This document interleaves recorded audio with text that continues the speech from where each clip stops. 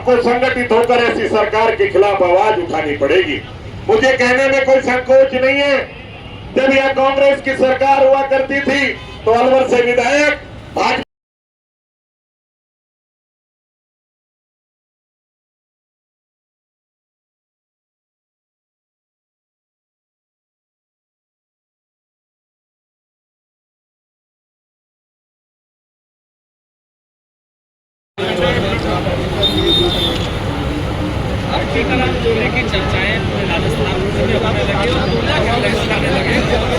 उपस्थित सभी पत्रकार बंधुओं और हमारे डीसीसी के अध्यक्ष जिनके नेतृत्व में आज ये धरना दिया जा रहा है, आदरणीय योगेश मिश्रा जी। साथियों, मैं ये कहना चाहूंगा कि ऐसी गूंगी बहरी सरकार जिसको सुनता नहीं है, जिसको दिखता नहीं, ये बिजली की समस्या कोई आज से नहीं है।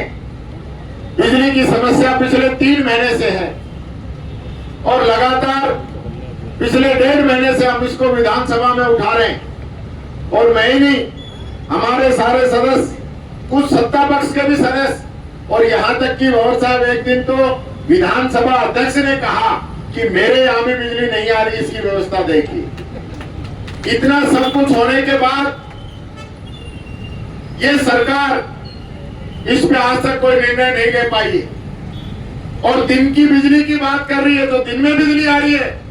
ये भी मैं कहना चाहूंगा, ये अशोक गहलोत जी की पॉलिसी थी, जो सोलर का हमने विकास किया, सोलर के बड़े बड़े प्रोजेक्ट लगाए, जिसकी वजह से ये दिन में बिजली मिल रही है, नहीं ये लोग दिन की भी बिजली नहीं दे पाते।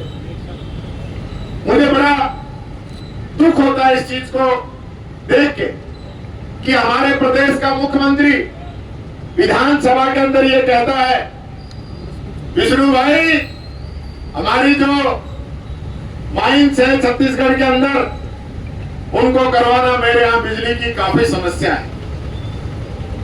फिर कहते हैं कि विष्णु भाई का रात को फोन आता है और विष्णु भाई ने कह दिया कि हमने आपको फॉरेस्ट की एनओसी दे दी है और आपकी माइंस शुरू हो जाएगी। उसके लिए मुख्यमंत्री जी धन्यवाद दे देते हैं। अगले दिन छत्तीसगढ़ की मीडिया छत्तीसगढ़ के मुख्यमंत्री विष्णु जी से पूछते हैं कि आपने कौन सी एनओसी दी है, तो वहां के मुख्यमंत्री कहते हैं कि राजस्थान के मुख्यमंत्री को कोई गलतफहमी हुई है, मैंने उनको कोई एनओसी नहीं दी है। ये इन लोगों की हालत है, ये इनकी हालत है। ये ईआरसीपी की बात करते हैं, चंबल का पानी जो लेके आना है, वसुंधरा राजे जी की घोषणा थी, उनकी योजना थी। आदरणीय भंवर साहब ने अलवर के लिए चंबल की योजना बनवाई हमारे 8 से 13 में। सरकार बदल गई, बीजेपी की सरकार आ गई। वसुंधरा जी ने कहा कि अलवर ही नहीं 12 जिले और जोड़ेंगे, 13 जिलों की योजना बना के भेज दी भारत सरकार को। 25 सांसद उस समय राजस्थान से थे, योजना को नहीं किया गया। फिर मोदी जी आए जयपुर के अंदर और अजमेर के अंदर, घोषणा करके गए कि मैं ईआरसीपी को लागू करूंगा। फिर राजस्थान के जल शक्ति मंत्री बन गए, 25 सांसद फिर आ गए और बीजेपी की सरकार रही, उसके बावजूद इन लोगों ने नहीं किया। हम लोगों ने इनकी योजना को पूरा करने के लिए जब इन्होंने मना कर दिया तो हमने उसको पूरा करने के लिए ईसरदार नवनेरा बांध जो बनाने का काम किया, वो हमारी सरकार ने किया, बिना घोषणा के किया। जिसका ये हेलीकॉप्टर लेके उड़ के जो निरीक्षण कर रहे हैं ना, वो निरीक्षण हमारी सरकार के द्वारा बनाए हुए बांधों का है। और सबसे बड़ी बात, हमारे राजस्थान के जो अधिकार है वो मध्य प्रदेश को गिरवी रख दिए। आधा पानी भी नहीं मिल रहा जो एमओयू इन्होंने किया है। और बड़ी दुख की बात है, फरवरी में एमओयू किया था, फरवरी से लेकर आज तक भंवर साहब आज तक एमओयू की कॉपी नहीं दे रहे। विधानसभा में चर्चा हो गई, विधानसभा में मांग लिया, मैंने खुद अपनी स्पीच में इनसे कहा वो एमओयू तो बता दो करके क्या है वो। इनका इतना बुरा हाल है कि एमओयू की कॉपी पिछले 6 महीने में आज तक इन्होंने नहीं दिखाई, क्योंकि इनकी गलती है और उस गलती की वजह से ये जनता के सामने नहीं आ रहे। पर एमओयू तो लाना पड़ेगा, कब तक छुपाएंगे? ये बात मैं कहना चाहूं। बिजली की जो हालात बनी, ऐसी नाकारा निकम्मी सरकार जिसने कभी भी एक बार यह आश्वासन नहीं दिया कि हम बिजली की समस्या का समाधान करेंगे।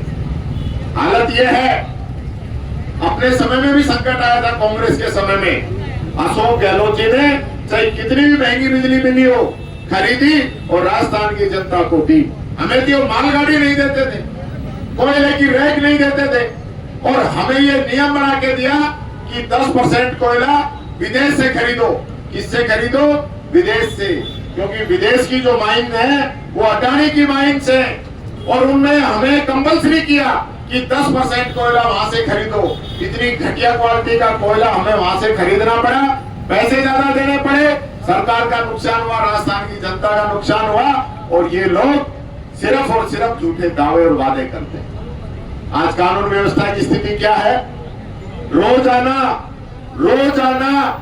19 हमारी माताओं बहनों के साथ दुष्कर्म राजस्थान के अंदर हो रहे हैं। रोजाना ये आंकड़े इनके पिछले 6 महीने के अंदर के, ये इन लोगों की हालात। कह रहे थे कि अब की बार राजस्थान के अंदर तो हम रामराज स्थापित कर देंगे। कर दिया आपने रामराज। 26 दलितों के साथ पर डे एट्रोसिटी इनके राज में हो रही है। शंकरलाल मेघवाल उदयपुर के अंदर दिन दहाड़े तलवार से काट दिया गया, उसके घर में घुसकर उसके परिवार के सामने।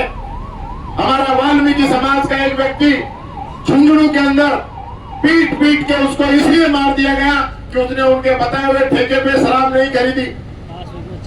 मूक बधिर बच्ची डिंपल मीणा के साथ क्या हुआ, उसका जवाब आज तक ये सरकार नहीं दे रही।